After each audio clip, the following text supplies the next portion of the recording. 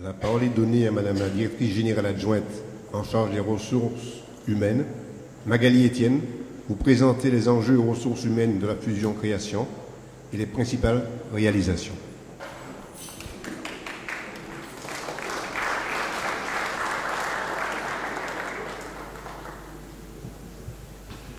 Mesdames, Messieurs les élus, chers collègues, il me revient de vous parler du capital humain de la CTM.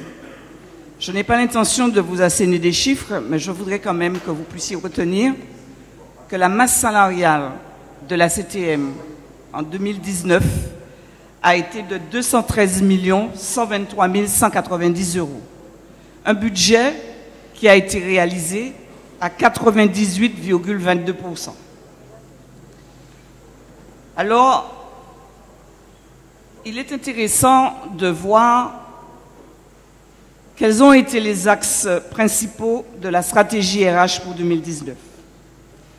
Il s'agissait pour nous déjà d'améliorer les procédures de traitement RH pour plus d'efficacité, un meilleur suivi de nos interventions et des actions à conduire. Le nombre d'actes que nous produisons chaque année rend indispensable cette démarche. C'est aussi l'harmonisation des pratiques pour créer une vraie valeur ajoutée RH et favoriser un pilotage partagé des dossiers. S'agissant des pratiques, en effet, nous ne pouvions plus rester sur nos pratiques antérieures. C'était aussi en 2019 le renforcement des capacités managériales pour un accompagnement spécifique des encadrants à la prise de poste. Nous savons bien que la gestion des équipes passe par cette dynamique-là. C'est aussi, en 2019, l'identification des compétences pour les entretenir, les développer, voire les préserver, puisque nous avons énormément de départs à la retraite. Et ceci a débuté dans le cadre de la mise en place de la gestion prévisionnelle des emplois et des compétences, puisqu'il est important pour nous, en termes de diagnostic RH, d'identifier les métiers sur lesquels nous allons avoir des difficultés, mais aussi travailler sur la transition de ces métiers par rapport au numérique. Cela a été aussi pour nous en 2019 une année active sur la contribution à l'amélioration des conditions de travail. Ceci bien sûr en lien avec le CHSCT et les acteurs de la prévention, à savoir le médecin de prévention, l'ACFI et tous ceux qui apportent leur contribution dans ce domaine. C'est plus de 60 visites de sites, de lieux de travail qui ont été réalisées. Dans les faits marquants, il ne faut pas passer sous silence la mise en œuvre du prélèvement à la source. Certes, c'est une disposition à laquelle nous étions contraints, mais qui nous a demandé beaucoup d'investissements pour qu'il n'y ait pas de problème. Cela a été aussi le déploiement opérationnel du régime indemnitaire tenant compte des fonctions, des suggestions, de l'expertise et de l'engagement professionnel. Autre temps fort aussi pour nous, le déploiement du PPCR, le parcours professionnel, carrière et rémunération, puisqu'il a fallu travailler pour 3209 agents qui ont bénéficié d'une revalorisation de salaire au 1er janvier 2019. 466 catégorie A, 660 catégorie B, 2083 catégorie C. Avec à la clé tous les actes, tous les arrêtés qui accompagnent cette démarche. Cela a été aussi la mise en œuvre de l'évaluation annuelle. Permettre que nous nous inscrivions dans une démarche de performance et que les agents soient évalués par leurs encadrants pour que nous ayons du matériau à travailler lors des commissions administratives paritaires. D'ailleurs, les dernières commissions qui se sont déroulées au mois de décembre nous ont permis d'envisager plus de 543 avancements de grade.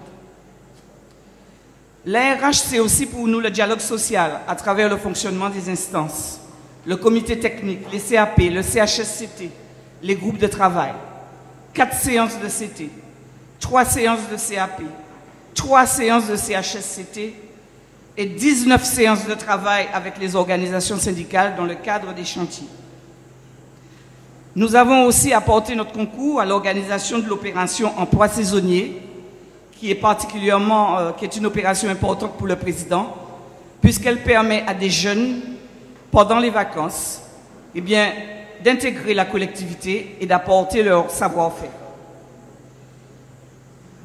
La RH, c'est aussi une participation forte au dossier, à l'instruction des demandes de subventions à l'Union européenne sur le volet des salaires, sur les différents fonds. Les demandes déposées pour plus de 29 millions. Et enfin, le directeur général des services l'a indiqué, cela a été la formation aussi à la prise de poste pour les managers. Je ferai un focus un peu particulier tout à l'heure. Et aussi la formation continue de nos agents, puisque plus de 1626 agents ont bénéficié d'actions de formation pour 2340 jours. Ce qui a été particulier cette année, c'est qu'elle a été marquée par l'ampleur et la simultanéité des chantiers. Il fallait tout faire en même temps. Travailler à la mise en place d'un dispositif des astreintes et permanences, particulièrement important pour nos collègues de la DGAIE. Cela a été aussi la révision du dispositif des tickets restaurants, puisque la participation de la collectivité va être revue avec un montant de 5,52 € sur chaque ticket, ce qui représente globalement une intervention de la collectivité pour 3 152 €. L'aménagement du temps de travail, un dossier lourd et complexe, une avancée significative a été faite, puisque nous avons pu présenter en comité technique le cadre général d'organisation avec la mise en place d'horaires variables. Il y a un volet restant sur lequel nous sommes un peu à la peine, c'est celui des horaires pour les services spécifiques. Ça a été aussi la mise en place du règlement pour le compte épargne-temps, le don de jour. Autre élément important, l'élaboration du document unique. C'est ce document qui retrace tous les risques pour la santé et la sécurité des agents et qui permet de proposer des mesures pour les éliminer. C'était aussi la régularisation de situations anciennes et spécifiques. Et j'ai en mémoire la situation des agents du Golfe, une situation vieille de plus de 10 ans que nous avons pu régler cette année grâce aux décisions du président. Cela a été aussi la structuration de la fonction de chef d'équipe dans les établissements scolaires et la mise en œuvre de la charte. Nous avons apporté notre concours à la création de la régie des abattoirs en les accompagnant, en particulier sur la réalisation de la paie et sur la réalisation de certains actes administratifs. Et puis, ça peut paraître anecdotique, mais c'est très important pour nous. C'est la participation à un événement sportif, les Jeux nationaux du sport d'entreprise, où 169 d'entre nous y ont participé, avec des élus aussi à nos côtés, pour créer du lien, de la cohésion et faire évoluer le sentiment d'appartenance à la collectivité. Quand on transpire ensemble sur 6-10 km ou sur certaines épreuves, ça donne du sens. Il s'agit aussi pour nous de gérer au quotidien des difficultés, apporter des points de repère et des réponses aux sollicitations de l'ensemble des agents et des directions. C'est gérer aussi un flux d'actes et de courriers. J'en ai répertorié plus de 2500 parapheurs à traiter. C'est 17 000 courriers qui ont été pris en charge par la direction. Et je l'avais annoncé tout à l'heure, et le directeur général des services l'a également indiqué, l'accompagnement des encadrants a été pour nous quelque chose de structurant. Parce qu'il s'agissait aussi, à travers nos encadrants, de relever le défi du changement à partir d'une démarche d'accompagnement collectif en interne pour porter l'accent sur le travail en équipe, la production et le partage, faire tomber les barrières entre les encadrants, entre les services, entre les agents.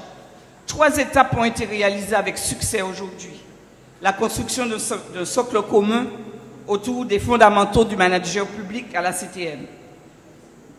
L'accompagnement à la prise de poste pour assurer le partage de cette culture commune et la construction de la feuille de route par DGA. Nous avons eu 8 ateliers d'analyse et d'échange de pratiques et 8 thématiques différentes ont été abordées.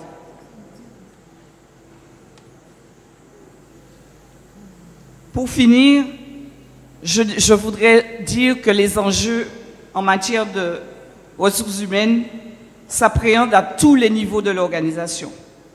Certes, le chemin à parcourir reste long, car de nombreuses actions structurantes doivent être encore engagées. D'autant que la loi de modernisation de la fonction publique va demander une forte adaptabilité à l'ensemble des collectivités, et bien sûr pour nous aussi. Et il ne faut pas oublier que les ressources humaines sont en réalité au cœur de tous les chantiers. Acteurs de facilitation, d'alerte, d'appui, de conseil et de mobilisation, la DRH est un maillon incontournable dans la stratégie et l'opérationnalité des projets et leur potentiel de réussite. Je vous remercie.